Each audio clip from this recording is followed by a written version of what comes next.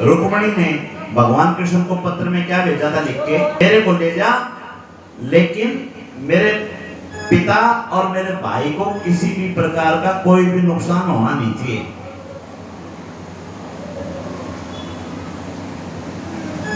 रुक्मणी जो कुंडलीपुर का राजकुमार था और रुक्मणी के जाने के बाद अपने राज्य में वापस नहीं लौटा। उसने अलग नगरी बसा ली, भोजपुर नाम की नगरी बसा ली और अपनी पुत्री का विवाह भी उसी परिवार में करवा दिया। स्वयंवर हो गया, स्वयंवर में वो जीत ले गए और जीतने के बाद में उसने उसको स्वीकार कर लिया, भाई चलो ठीक है। अब दो परिवारों में सुलह हो गई। भगवान श्री कृष्ण और रुक्मण जो दोनों आपस में बोलते नहीं थे, बेटी की शादी उस परिवार में होने की वजह से दोनों में फिर से प्रेम हो गया।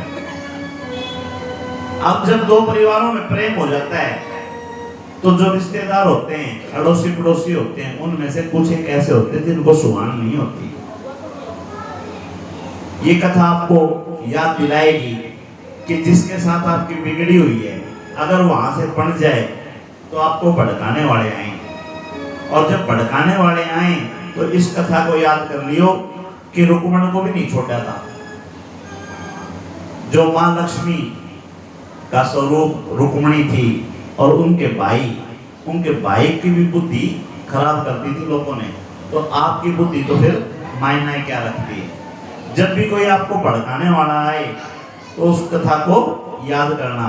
वो आए और आके रुक्मण से कहने लगे, रुक्मण हम तेरी मजबूरी समझ रहे हैं भाई, तेरा चारा तो चलता नहीं, तो कृष्ण के साथ युद्ध तो कर नहीं सकता, इस करके तने बेटी उस परिवार में ब्याह दी।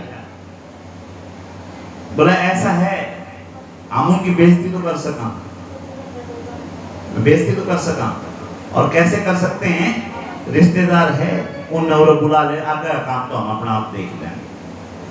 रुक्मण के कान भर दिए और रुक्मण ने बलराम भैया को खाने पे निमंत्रण दे दिया कि भाई रिश्तेदार हो आओ, और बलराम जी अपने रिश्तेदार के घर चले गए। जाते ही वहां चौसर का खेल खेलना शुरू कर दिया, भाई खेलने लगे, और खेलते समय जब बलराम जी हार जाते तो रुक्मण के साथी कहते, इन गाय चराई है, इन कदे राजघराने के गेम खेले, इन बड़े खेलने आओ। इस प्रकार बलराम जी की बार बार बेइज्जती करते, और जब बलराम जी जीत जाते तो भी वो रिश्तेदार सारे के सारे रुक्मण को जीतता हुआ घोषित करके कहते, तन्ने खेल ना हुए, रुक्मण जीतते। बार बार बलराम जी की इंसल्ट हुई, बार बार वहां पे बेइज्जती हुई।